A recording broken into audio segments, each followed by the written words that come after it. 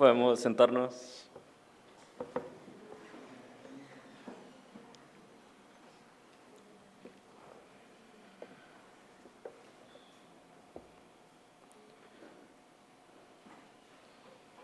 Bien, vamos a orar y comenzamos nuestra meditación. Padre Santo, gracias por lo bueno que tú eres con nosotros, gracias porque tú oyes nuestras oraciones, te pedimos que permitas que estemos atentos, que podamos meditar en tu palabra y extraer lo que tú quieres para nosotros. Te pedimos y te agradecemos todo en el nombre de Cristo Jesús. Amén. Bien, les invito a que vayamos a el Evangelio de Lucas, capítulo 18. Sé que leímos Santiago y vamos a estar hablando acerca de la oración. Se me hizo un pasaje que nos ponía y nos pone en contexto acerca de que la oración tiene poder y tiene siempre respuesta de parte de Dios. Y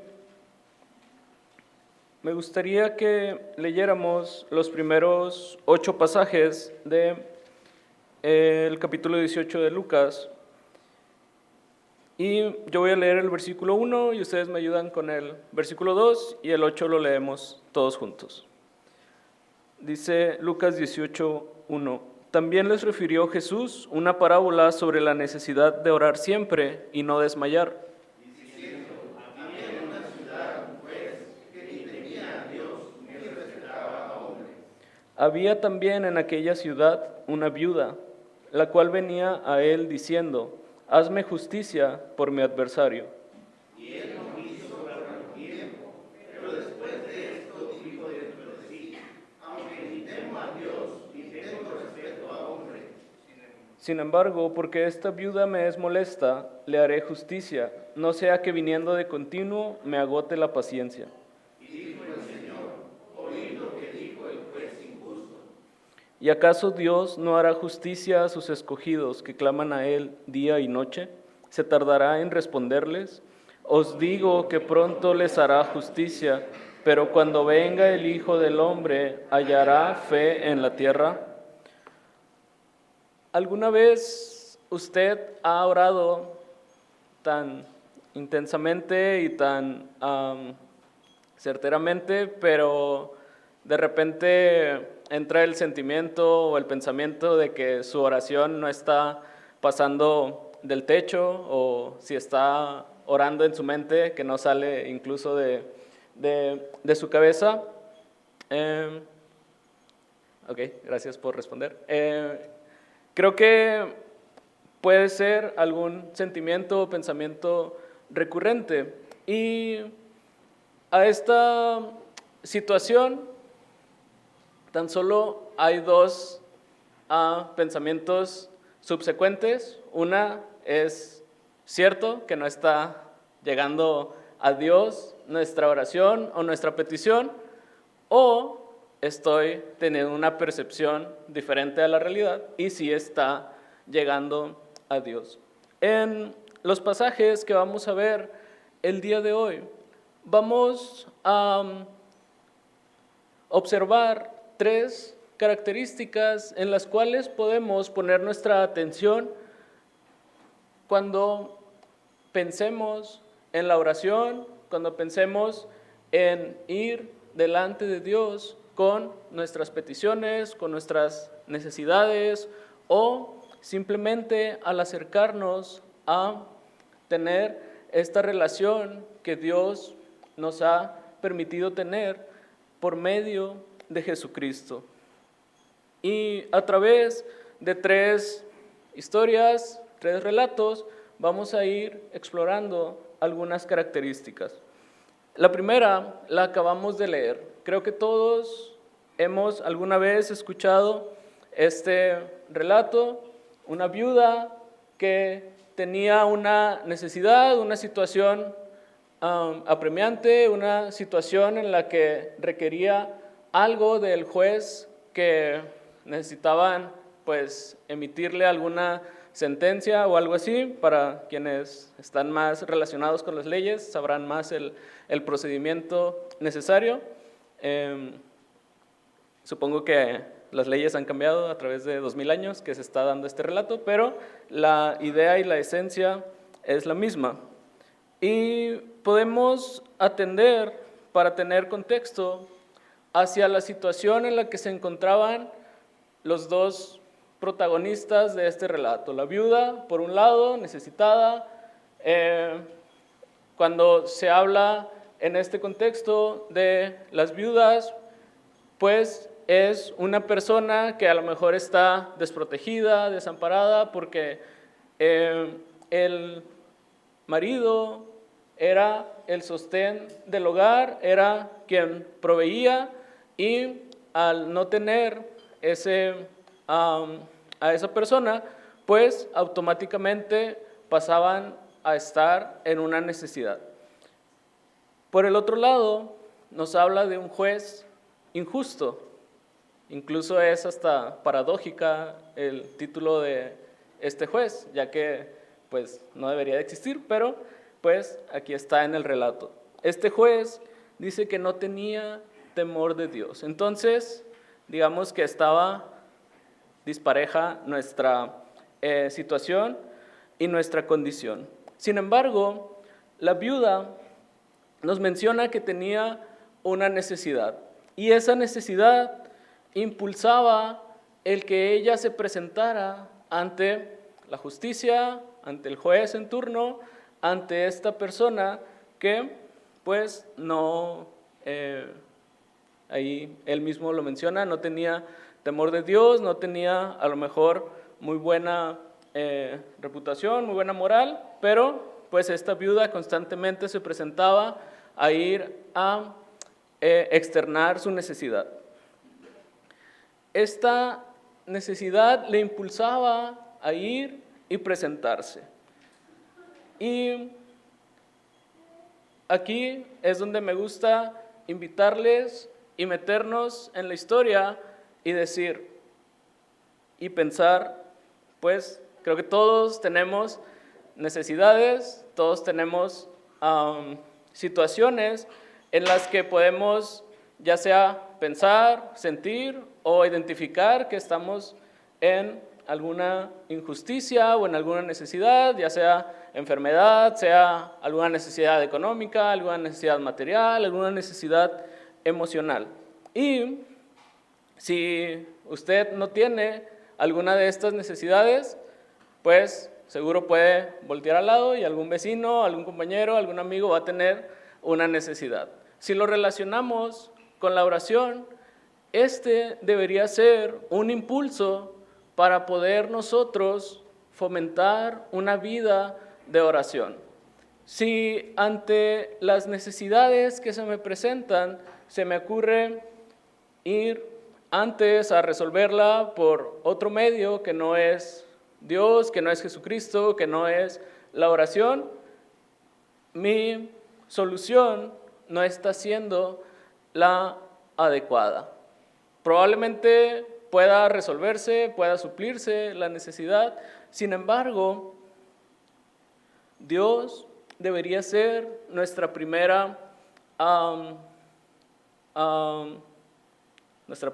prioridad, o nuestra prioridad al pensar en quién va a solucionar nuestras necesidades. Así que todos tenemos una necesidad que nos debe impulsar a orar. Y si usted no la tiene, ore porque los gobernantes tapen cada bache de su colonia y ahí va a tener un chorro de necesidades por las cuales orar. Ahorita estaba pensando y dije, ¿qué necesidad podemos tener todos en común? Y puede ser esa. Y más allá de el comentario gracioso, si ampliamos nuestra perspectiva, nosotros en nuestra sociedad, en nuestro mundo, la Biblia nos menciona que que vivimos en un mundo caído, en un mundo que está gobernado por el príncipe de las tinieblas, Y junto con ello, la Biblia nos enseña que tenemos la esperanza de que esto no va a ser para siempre. Y ese también puede ser un motivo para orar, para que, si bien el pecado, lo que no agrada a Dios, puede que domine, que gobierne, que influya mucho más en las personas, en la sociedad o incluso en mí mismo, ese debe ser un motivo para poder orar y acercarme a Dios. Este impulso, esta necesidad hacía que la viuda se acercara constantemente a este juez, y esa motivación hacía que la viuda fuera insistente, que fuera persistente, que fuera perseverante en ir continuamente a este juez injusto. Hay diferentes teorías o pensamientos que nos dicen qué se necesita para que una conducta se mantenga con el tiempo. Esto lo podemos traducir como una motivación o como algo que nos impulsa. Y los dos grandes factores, entre muchos otros, es o tienes que estar tan asustado de la consecuencia de tu conducta que te va a hacer que no la hagas, o tan motivado con una recompensa que está muy grande, lo que te va a hacer que te mantengas en esa conducta. Traducido a lo que les quiero comentar es: ¿qué nos motiva a nosotros a orar? Si yo dejo de orar, mi relación con Dios, con Jesucristo, va a ir apagándose, va a ir disminuyendo, va a ir alejándome de lo que Dios quiere para mi vida. Y ese simple hecho debería ser una motivación para no dejar de orar. Pero si lo cambiamos a positivo, ¿qué sucedería si yo vivo una vida de oración? Si yo oro siempre, la recompensa es que Dios me va a responder, me va a guiar a vivir la vida que Él desea para mí. Y esta insistencia o esta persistencia, perseverancia, se vería en nosotros como una actitud de oración constante. La Biblia constantemente nos dice que tenemos que orar sin cesar, que tenemos que orar siempre, que tenemos que vivir en una actitud de oración. Y regularmente pensamos en el siempre como a cada momento, y es correcto. Al estar pensando y estudiando un poco, me venía a la mente la historia de los 10 leprosos que van y se presentan con Jesucristo. Digamos que van y expresan su necesidad a Jesucristo en oración o en actitud. Y sucede que Jesucristo les responde, que Dios responde a su oración, como regularmente lo puede hacer contigo y conmigo, y ellos van y son sanados. Posteriormente, solamente uno de esos 10 leprosos que fueron sanados regresa y agradece a Jesucristo. Y también sabemos que nuestras oraciones no tan solo deben ser de petición, o no tan solo deben ser de ir ante Dios, ante Jesucristo y decir: oye, necesito esto, dame. Nuestras oraciones también deberían de incluir el agradecimiento cuando sucede o cuando no sucede lo que estoy pidiendo a Dios. Y creo que ahí también cabe la palabra siempre. Antes de tener, o cuando tengo la necesidad y voy y pido a Dios y me presento, pero también cuando obtengo esa respuesta, debo mantener esa actitud y esa persistencia y esa perseverancia en la oración. Hay una anécdota, no sé si haya sucedido o si le haya sucedido a alguien de aquí.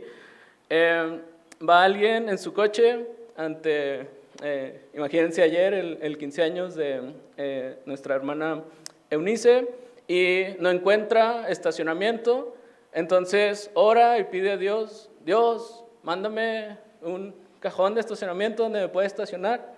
En eso no acaba de orar y ya se está saliendo un coche y le deja el lugar. Entonces dice, bueno, no, Dios, ya no, ya encontré uno. Y no reconoce que esa respuesta vino de parte de Dios. Y muchas veces podemos trasladarlo a otras situaciones de nuestra vida. Nos enfermamos de un resfriado y, bueno, pues Dios cúrame. Y a los 3, 4 días, dependiendo de sus defensas, a lo mejor 2 semanas, un mes, nos curamos, nos aliviamos y ya andamos como si nada. Fue gracias al paracetamol o fue gracias a nuestra medicina. Pero ante esas pequeñas cosas o ante las grandes cosas que nos suceden, podemos mantener una actitud de oración siempre, perseverante y persistente. Y vayamos nuevamente al pasaje, dice el versículo 4, la respuesta que da el juez ante la insistencia de la viuda, dice, y él no quiso por algún tiempo, pero después de esto dijo dentro de sí, aunque ni temo a Dios, ni tengo respeto a hombre, sin embargo, porque esta viuda me es molesta, le haré justicia, no sea que viniendo de continuo me agote la paciencia. Y dijo el Señor, oíd lo que dijo el juez injusto, ¿y acaso Dios no hará justicia a sus escogidos que claman a Él día y noche? ¿Se tardará en responderles? Os digo que pronto les hará justicia, pero cuando venga el Hijo del Hombre, ¿hallará fe en la tierra? En este relato se da una enseñanza de parte de Jesucristo que, si nos ponemos técnicos, sería por contraste.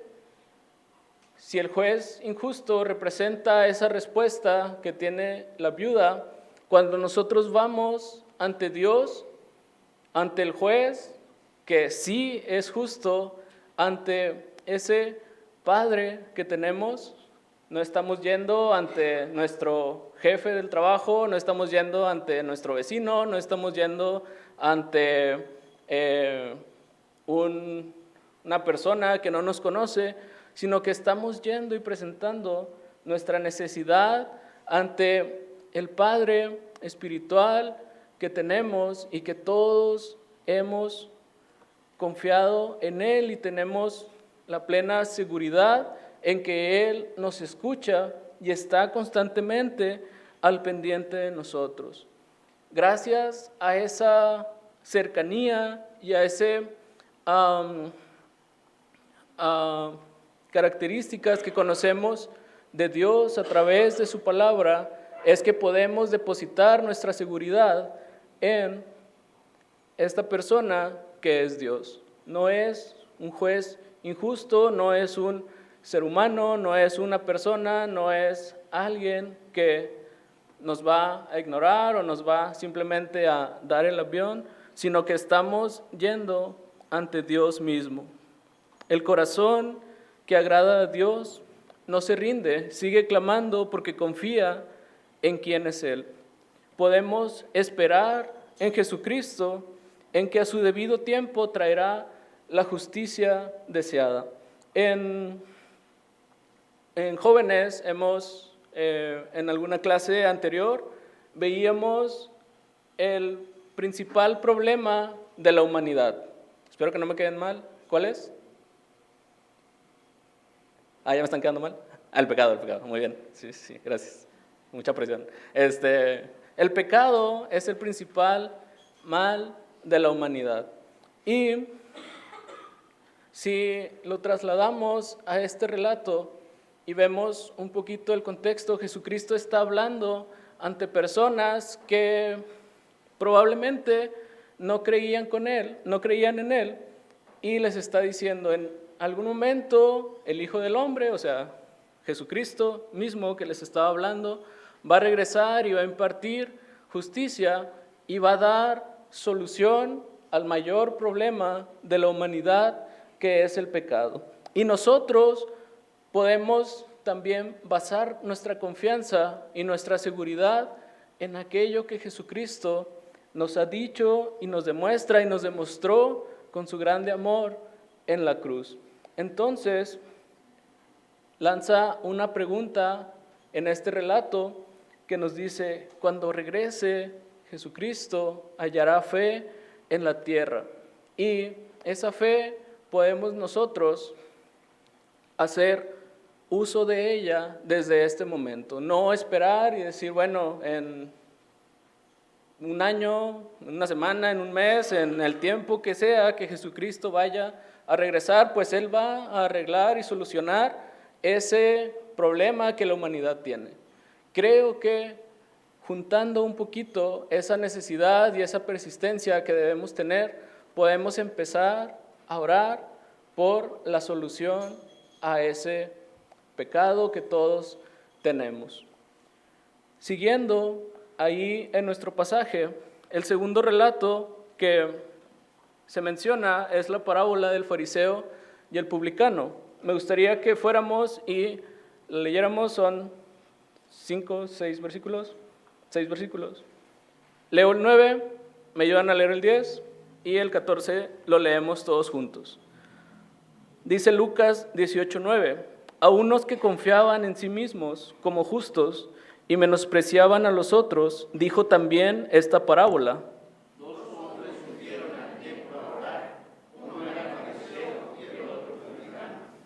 El fariseo, puesto en pie, oraba consigo mismo de esta manera: Dios, te doy gracias porque no soy como los otros hombres, ladrones, injustos, adúlteros, ni aun como este publicano. Ayuno 2 veces a la semana, doy diezmos de todo lo que gano. Mas el publicano, estando lejos, no quería ni aun alzar los ojos al cielo, sino que se golpeaba el pecho diciendo: Dios, sé propicio a mí, pecador. Todos juntos: os digo que éste descendió a su casa justificado antes que el otro, porque cualquiera que se enaltece será humillado, y el que se humilla será enaltecido.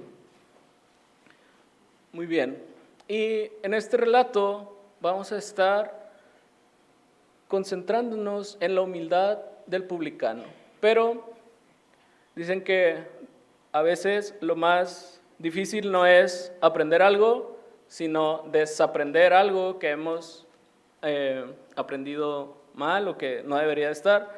Y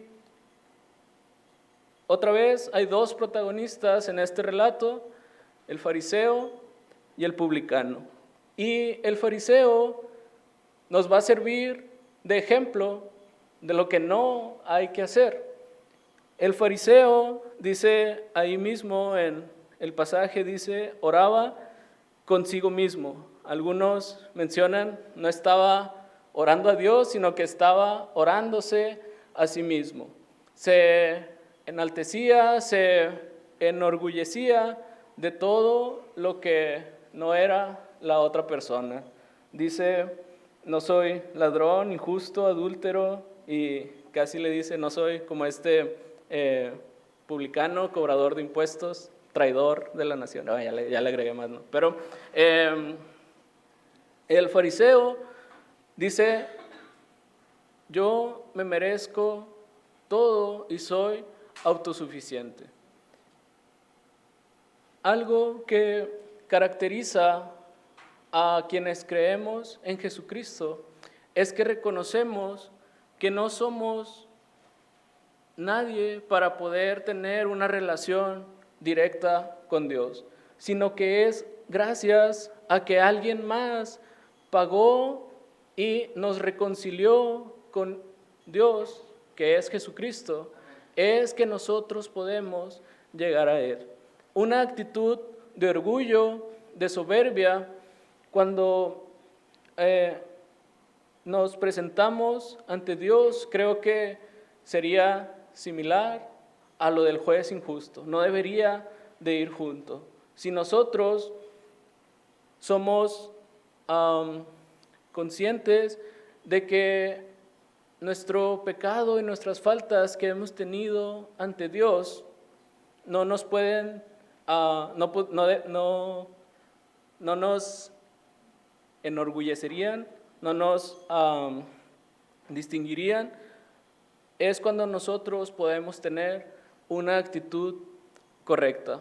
Este fariseo, y regularmente hablamos de aquí, de los fariseos, y decimos, sí, que los fariseos. Pero muchas veces nosotros podemos llegar a tener actitudes similares y parecidas a lo que los fariseos tenían. Ese orgullo, ese envanecimiento, ya sea de, oye, pues yo creo en Jesucristo, yo voy a ir al cielo, yo tengo una eternidad segura con Jesucristo, y los que están aquí afuera de la iglesia, nuestros vecinos, los que no creen en Él, pues no, ¿no?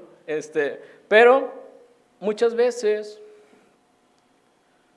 ese orgullo pues se impregna en nuestro corazón y vamos por la vida así, y en nuestras oraciones también se da. Sin embargo, la actitud correcta y la que Jesucristo exalta es la actitud del publicano. Y si el fariseo ocupó 3 versículos, el publicano va a ocupar unas simples palabras que dice: Dios, sé propicio a mí, pecador, reconociendo su condición, reconociendo su necesidad de que Dios le justifique, de que él había pecado, de que él era falto delante de Dios. Y muchas veces a nosotros se nos puede olvidar y se nos puede pasar por alto. Y el versículo 14, Jesucristo, no sé qué tan coloquial es esta frase, pero patea al avispero y dice: os digo que éste descendió a su casa justificado antes que el otro. Y es que si vemos la audiencia que Jesucristo tenía, eran fariseos. Los fariseos habían llegado y le habían hecho estas preguntas. Entonces, algunos, ya tenían muchos rivales los fariseos, pero algunos de ellos eran los publicanos, y es como que, ¿cómo ellos van a ser justificados antes que nosotros, los fariseos, ahí con su cuello alzado?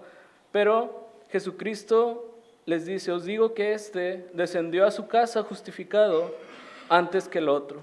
Y les da la razón y el argumento. Dice: porque cualquiera que se enaltece será humillado, y el que se humilla será enaltecido. El corazón que agrada a Dios no se exalta, se quebranta y se postra, confiando solo en la misericordia de Cristo. Cuando vayamos o cuando tengamos una actitud de oración, cuando tengamos una necesidad ante Dios, no olvidemos que no merecemos nada de lo que pudiéramos pedir. Nuestra humildad debe caracterizar nuestras oraciones. Seamos humildes al acercarnos a Dios. Y pasamos a los últimos 3 versículos que vamos a ver el día de hoy. Dice el versículo 15, ustedes me ayudan con el 16 y el 17, dice: traían a él los niños para que los tocase, lo cual viendo los discípulos les reprendieron.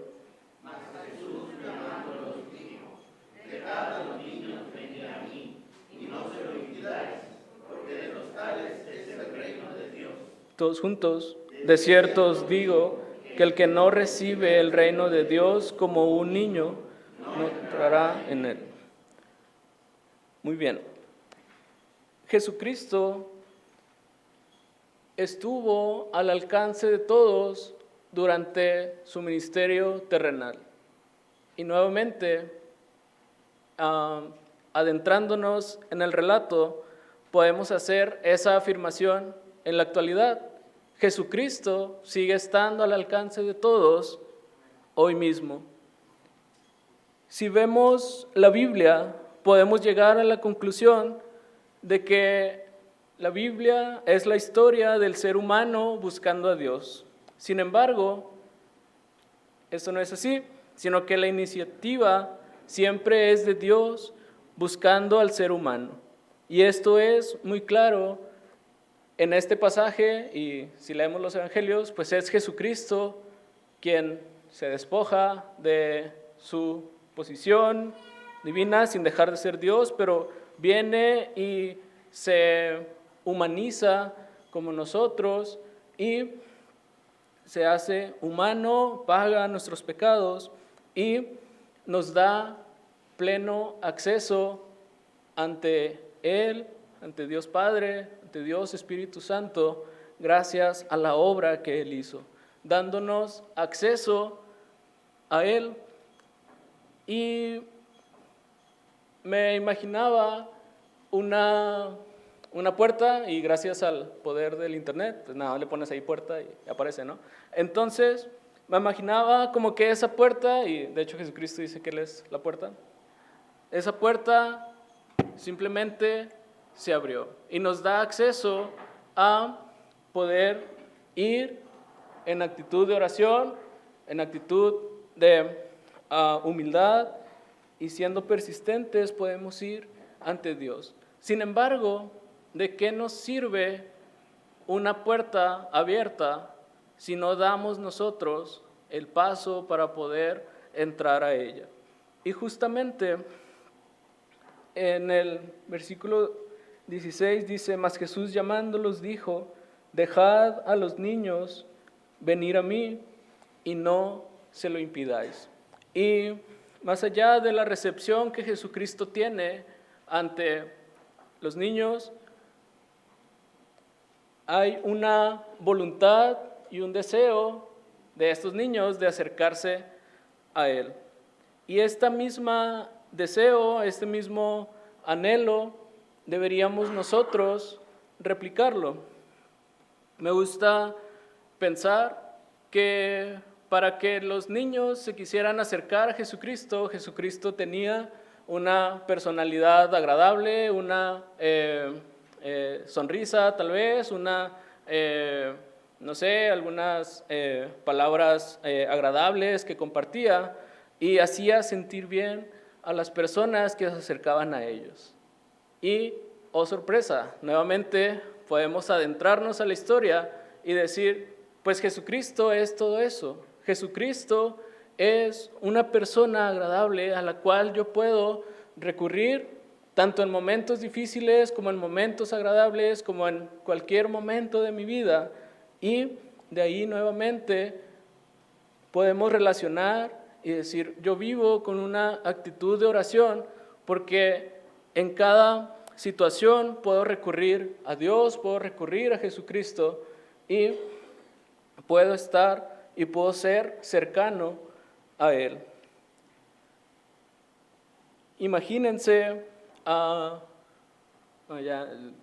prometo no, en futuras predicaciones no meter tanto a Lucía, pero Lucía ya a sus 6 meses de edad tiene un lugar favorito, sus abuelos saben cuál es, no les voy a decir para que no haya tanta gente ahí, pero Lucía tiene un lugar favorito y ya cuando le estamos poniendo en la carriola empieza a sonreír y empieza a estar a gusto. Imagínense a un niño yendo a su lugar favorito. Imagínense ya el cliché, ¿no? A un niño yendo a Disney, ¿no? Con la felicidad y con la sonrisa y con la dicha de, pues voy a un lugar al que voy a estar a gusto, voy a divertirme, voy a hacer cosas divertidas. ¿Cómo es cuando nosotros nos acercamos a Jesucristo en oración? ¿Cómo es cuando nos acercamos a la palabra de Dios? ¿Cómo es que nosotros vamos? ¿Cuál es nuestra actitud? Y si no tenemos una actitud similar a esos niños que les gusta ir a algún lugar, a algún parque de diversiones, a algún restaurante, algún lugar, pues hay que preguntarnos, oye, ¿por qué no estoy disfrutando esto? Y saber que Jesucristo es agradable, es suficiente, nos ama y nos ha demostrado con acciones lo que Él es y lo que Él tiene para nosotros. Como último subpunto, dice aprender de los niños. Dice, porque de los tales es el reino de Dios. De cierto os digo que el que no recibe el reino de Dios como un niño, no entrará en él. Hay muchas características que pueden tener los niños. Elegí algunas características agradables, porque creo que ese es el sentido en el que Jesucristo nos dice que aprendamos acerca de los niños.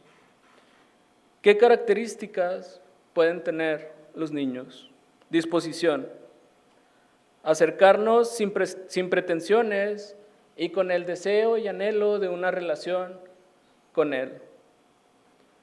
Los niños regularmente también confían mucho más si es un ambiente seguro y son sus papás o es un adulto confiable. Los niños confían. Si tú les dices, el cielo es azul porque se chorreó la tinta de... me lo estoy inventando, pero te van a creer, si se los dice seguro.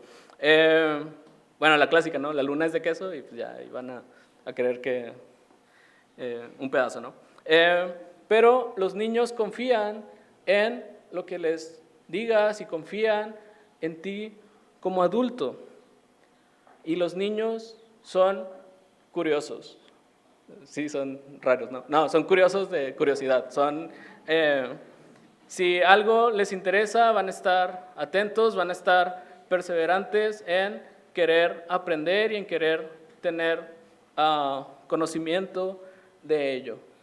Estas tres características, seguro hay más, seguro hay muchas: disposición, confianza, interés o curiosidad en algo, podemos trasladarlas a nosotros y preguntarnos qué tanto estoy dispuesto a fomentar mi relación con Jesucristo, qué tanto confío en que Él está conmigo, en que Él puede suplir mis necesidades, en que Él puede escucharme cuando quiero expresarme, en que Él puede y ha suplido y ha solucionado mi problema más grande, que es el pecado.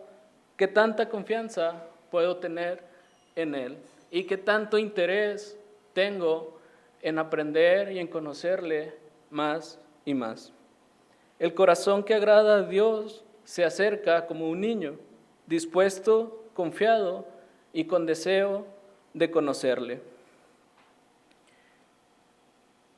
A manera de cierre, Jesús no está buscando corazones enaltecidos, sino corazones persistentes, humildes y que confíen en Él. Como la viuda, Él nos llama a persistir en la fe y en la oración. Como el publicano, nos invita a venir con una actitud de humildad. Y como los niños, nos recibe cuando confiamos plenamente en Él. ¿Qué tipo de corazón estás presentando hoy ante Dios? ¿Qué característica de estas te puede ayudar en tu vida de oración? ¿Cuál te falta? ¿En cuál crees que debes poner más atención el día de hoy y en la semana y en el mes y en tu vida? Vamos a orar. Padre Santo, gracias porque tú eres cercano a nosotros. Gracias por Jesucristo que murió en la cruz y nos dio acceso a ti. Gracias por el amor que tú nos has demostrado. Te pedimos que nos ayudes a persistir en nuestras oraciones, a confiar en que tú eres suficiente para nosotros y en que tú tienes el poder y la suficiencia que nosotros no podemos tener. Enséñanos a ser humildes, a reconocer que necesitamos de ti día con día y que podamos crear un hábito de oración, una actitud de oración siempre y en cada momento y en cada circunstancia de nuestra vida. Te pedimos y te agradecemos todo en el nombre de Cristo Jesús. Amén.